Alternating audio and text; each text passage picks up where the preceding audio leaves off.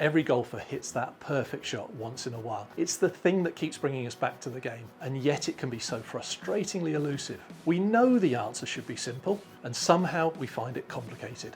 Let me show you today how to find your own easiest swing. That's coming up in the video right now.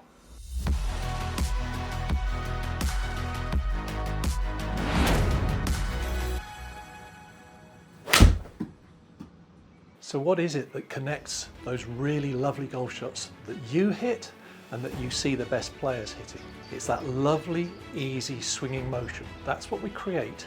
And yet, we're told that we have to put mechanical thoughts into how we do that, and we try and make the swing robotic so it can be repeated over and over again. The problem with that is we're not machines, we're not robots.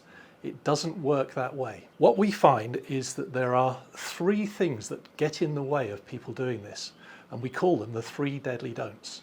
And I'm pretty sure most of you will be doing one, if not more, of these three things.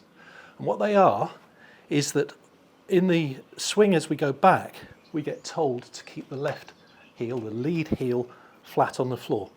Now, as soon as you do that and you try and keep the heel on the floor in the swing, you'll limit the movement. So straight away, it becomes much harder to make a free movement in your swing. Secondly, you get told to keep your head absolutely still. Now, if you try and keep your head absolutely still and your heel flat on the floor, you're going to prevent yourself from being able to move very freely. And the third of these three deadly don'ts is we get told to keep the lead arm completely straight. So it gets a bit rigid, and if that's rigid, and the head's still and the heel is on the ground, it makes making that easy, free swinging motion almost impossible to produce. Some golf trips are just a round with a scorecard. This is going to be something completely different. Here you'll feel the history under your feet, the spirit of the game in the air, and it will be the truest links experience you'll ever have. This July, we'll be hosting 14 golfers to come and play over the course of 5 days, 4 rounds of golf at Prince's, Royal St George's and Royal St Port's, some of the greatest links courses of all time. They've been played by the legends of the game over the years, by people like Gene Sarazen, Bobby Jones, Jack Nicklaus, Tiger Woods, Seve Ballesteros, fantastic players that have walked these very fairways.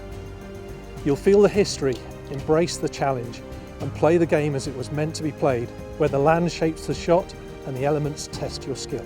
You'll be guided by 2 easier swing coaches, helping you to unlock your best game. No big overhauls in your swing, just free and easy golf and playing in its purest form. So if you're ready for a links adventure and you want to walk in the footsteps of the legends and play golf that feels as good as it looks, just go to easiestswing.com. But act fast, there's only 14 spots available.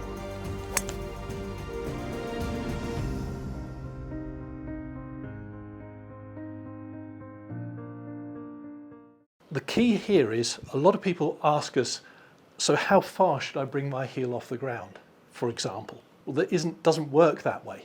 It's about releasing yourself from the idea of keeping it fixed to the floor. As soon as you allow the heel to come away from the ground, it doesn't really matter whether it's a little or it's a lot. It really depends on you and how your swing works. If you watch some of our coaches, you'll see they all swing very slightly different.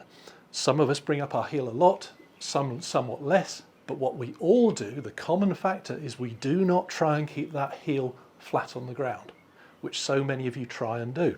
Same thing applies with the head movement. How far should my head move is a question we hear time and time again. Again, it's not about how far it moves, it's just not trying to keep your head still. You'll find in your swing, as soon as your head is allowed to move a little bit, your motion will become so much easier. Look at this, how much easier it is to swing a golf club if my head moves a little bit from side to side than if I keep my head still. How much more difficult, how much more awkward is that if I'm trying to keep my head still? Similarly with the lead arm. If that lead arm is rigid, it's very difficult to swing in a kind of flowing and free way. The whole movement becomes awkward and robotic, as I said. So what you need to do is to release yourself from those 3 deadly don'ts. In doing that, you'll find the 6 elements will come into your game. You'll get an easier turn. you'll get your weight shift will work much more naturally and much easier. Your rhythm will improve, your balance will improve because those other three elements are already working. Then you get much better coordination, which all leads to better timing, more consistent results. And the final one we call souplesse.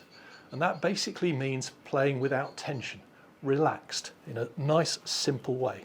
So let's just see if we can put all of those together into another shot.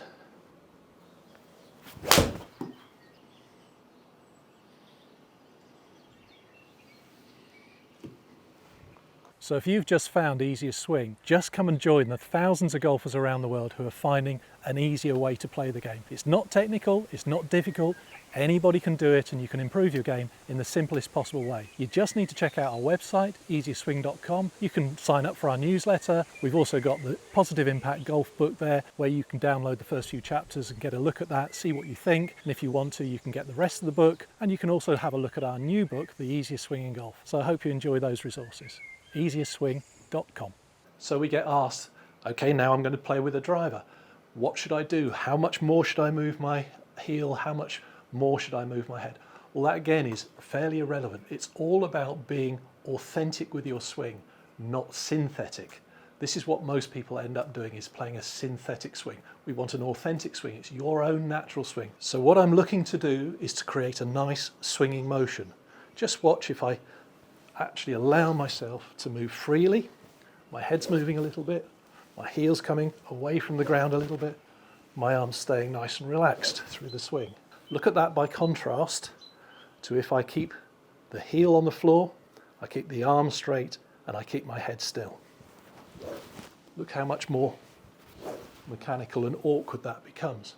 But what if we went to the other extreme? What if I actually allowed my heel to come a long way off the ground, I allowed my arm to bend a lot, and I allowed my head to move a lot? Let's try a shot and just see what happens if I do it extremely at the limits.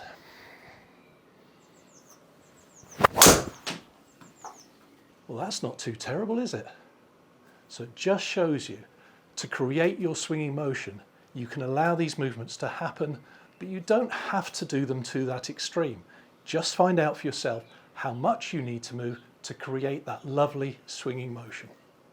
So if you want to find your own authentic swing, just remember there's movement in that swing. It's motion. It's motion, not mechanics.